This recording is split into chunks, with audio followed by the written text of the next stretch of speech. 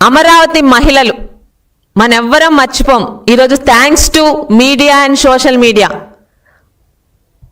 ఈరోజు వీడియోల సాక్ష్యాలు మరియు ఫోటోల సాక్ష్యాలు ఉండడం వల్ల ఈరోజు మీ ముందుకు మళ్ళీ జగన్మోహన్ రెడ్డి గారి దమనకాండని మీ అందరికీ మళ్ళీ నిరూపించగలుగుతున్నాం.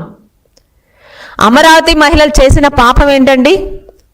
చంద్రబాబు నాయుడు గారు 2014లో మనల్ని రాజధాని లేని రాష్ట్రంగా నడి రోడ్డు మీద పెడితే తెలుగువాడి పౌరుషం చూపించేలా అమరావతి రాజధాని పెడతామని అమరావతి కూడా ప్రతి ఒక్కరు ఆమోదంతో తీసుకొచ్చారు.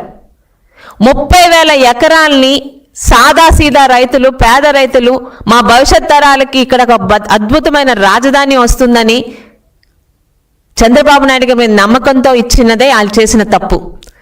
2019కు ముందు అమరావతి రాజధాని ఇక్కడే ఇల్లు కట్టుకున్నానని మొసలి కన్నీరు కార్చి కల్లి బొల్లి కబుర్లు చెప్పిన జగన్మోహన్ రెడ్డి గారు 2019లోని ఎన్నికల్లో గెలవగానే ఆయన నిజ స్వరూపం చూపించారు. 5 సంవత్సరాలు అమరావతి మహిళల్ని ఆయన ఎలా ఏడిపించారో, ఎలాంటి ఇబ్బంది పెట్టారో, ఈరోజు మహిళలకి మేమే మంచి చేశామని కల్లిబొల్లి కబుర్లు చెప్తున్నా వైసీపీ మీడియా ప్రతినిధులకి, వైసీపీ మహిళా ఎమ్మెల్యేలకు ఒక్కసారి ఫోటోలు కూడా చూడమని చెప్తున్నాను. అమ్మల్లారా, వీరు మహిళలే.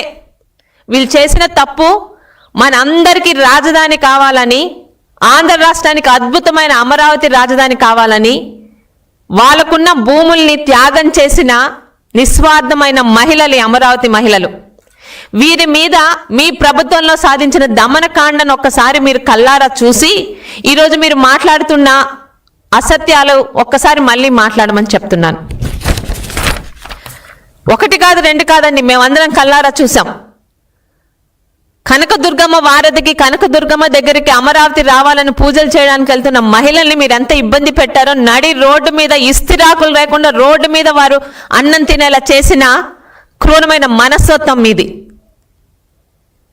తిరుమలకి పాదయాత్ర చేస్తూ వాళ్ళు చాలా శాంతంగా అమరావతి రావాలి, మా భూములకి ఒక సార్థకత కావాలని తిరుమల దేవుడి దానికి వెళ్తుంటే సర్వేపల్లి దగ్గర మీ అప్పటి ఎమ్మెల్యే అయిన కాకాని గోవర్ధన్ రెడ్డి గారు, ఇంకా ఇంతకన్నా నీచమైన పదం నేను వాడలేకపోతున్నాను, అమరావతి మహిళలు బహిర్భూమికి వెళ్తుంటే వాటి మీద కూడా డ్రోన్లు తిప్పారంటే ఇంకా మీలాంటి నీచ నికృష్టమైన వాళ్ళు ఈరోజు మహిళలకు మేము చేశామని చెప్తుంటే నవ్వాలో ఏడవాలో అర్థం కావట్లేదు.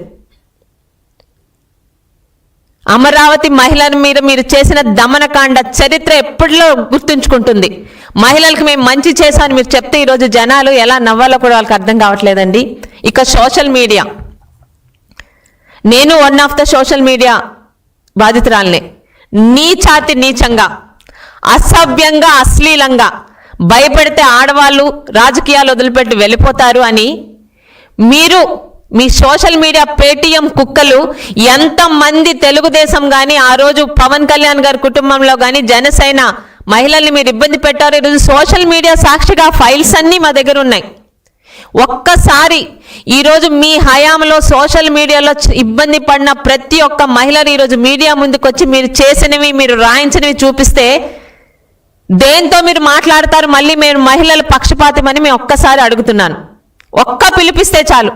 ఈరోజు శ్రీకాకుళం నుండి చిత్తూరు దాకా, కడప నుండి కర్నూలు దాకా మీ వల్ల ఇబ్బంది పడి కుటుంబాలు ఎంత ఇబ్బంది పడ్డాయో ఆ మహిళలందరూ, నేను ఒక బాధితురాలనే, నాకు తెలుసు ఆ బాధలు. ఎవరిని వదిలిపెట్టలేదు మీరు. పార్టీకి అండగా ఉన్న ప్రతి ఒక్క మహిళని, జనసైనికుల్లో ఉన్న జనసేన వీర మహిళలని ప్రతి ఒక్కరిని నీచాతి నీచంగా, మీకు తెలిసింది అదొకటే కదా, కొన్ని వందల వేల లక్షల ఫేక్ అకౌంట్లు పెట్టుకొని పెద్ద పెద్ద వాళ్ళతో కూర్చోపెట్టి, అంటే మహిళ అంటే అంత చులకన ఎందుకు ఈరోజు మళ్ళీ మాట మాట్లాడుతున్నానంటే, ఈరోజు మహిళా బిల్లు ప్రవేశపెడుతున్న సందర్భంలో ప్రతి ఒక్కటి ఏది చేసినా నేను చేశానని చెప్పి భ్రమల్లో బ్రతుకుతున్న జగన్మోహన్ రెడ్డి గారి తరఫు నుండి ఈరోజు మహిళా మాజీ మంత్రులు మీడియా ముందుకొచ్చి మా జగన్మోహన్ రెడ్డి గారు 90% మహిళల గురించి అన్ని తీసుకొచ్చారంటే నవ్వొస్తుందండి. ఆఖరికి స్వయాన మీ జగన్మోహన్ రెడ్డి భార్య గారి మీద ఎవరో మా తెలుగుదేశం కార్యకర్త ఒక తప్పుడు మాట పెట్టి తర్వాత ఆయన క్షమాపణ అడిగినా కూడా మహిళలంటే ఈరోజు ప్రతిపక్షంలో ఉన్న మహిళలకు కూడా మేము అదే ఆదరణ ఇస్తాము అని చెప్పి చంద్రబాబు నాయుడు గారు మా సొంత కార్యకర్తను చూడకుండా కూడా ఆయన్ని శిక్షించి లోపల పెట్టారు. అది తెలుగుదేశం చంద్రబాబు నాయుడు గారి క్రమశిక్షణ, మేము మహిళలకు ఇస్తున్న ప్రాధాన్యత. అంతే.